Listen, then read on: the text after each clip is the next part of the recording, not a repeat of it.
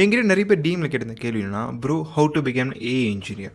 So அதுக்கு முன்னாடி நான் யாருன்னா, I'm working as an AI engineer for the last 3 years in a big 4 company.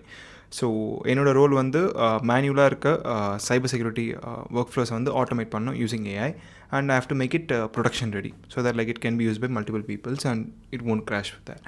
And இன்னொரு முக்கியமான விஷயம் என்னென்னா, I have to stay up in trend with AI and என்னென்ன நியூ திங்ஸ் வருதோ அதெல்லாம் இந்த சொல்யூஷனும் இன்டிகிரேட் பண்ணும். என்னை பொறுத்த வரைக்கும் இப்போ ஒரு ஏஐ இன்ஜினியர் ஜாப் ஃப்ரெஷராக ஒன்று வாங்கினோன்னா there is a lot of competition out there. So expectation கரெக்டாக ஒன்று வைக்கணும்னா you have to stand out from the crowd. ஏன்னா காம்படிஷன் அதிகமாக இருக்குது. I have to do something new or something better to stand out from the crowd so that recruiter can see me. So recruiter பர்ஸ்பெக்டிவ்லேருந்து அவங்களுக்கு வந்து நீங்கள் just basics of RAG or எல்எல்எம்னா எப்படி work ஆகுது, லைக் எப்படி பெட்டர் ப்ராம்ஸ் பண்ணுறது, அது மட்டும் தெரிஞ்சால் பார்த்தாது.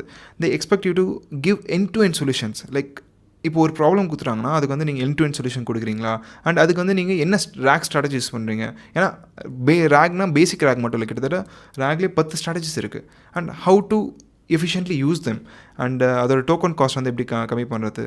ஸோ அப்படின்னு சொல்லிட்டு you have to go in depth about RAG concepts, and I'll put a video for that in the comments so you can check that out.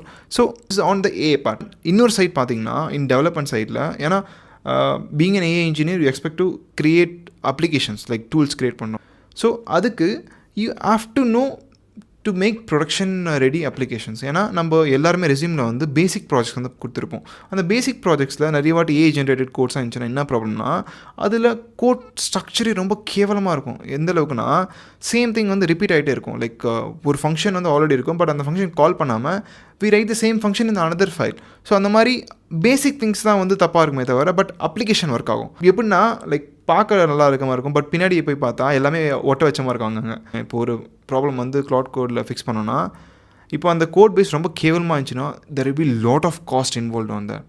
இப்போது நிறைய ரிப்பீட்டட் கோட்ஸ் இருந்துச்சுன்னா while reading the code it will gonna cost you so much, like $10 $15 ஆகும் ஒரு சின்ன minute problem fix பண்ணுறதுக்கு.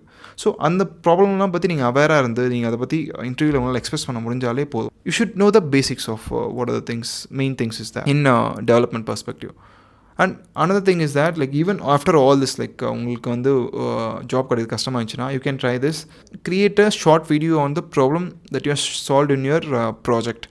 ஒரு சின்ன 30 seconds video. இப்போ ஒருத்தங்கிட்ட ரெஃபரர் கேட்குறீங்கன்னா லிங்க்டின்ல, most people send a resume, but if you go one step ahead and send a video on the problem that you have solved, you will stand out from the crowd definitely.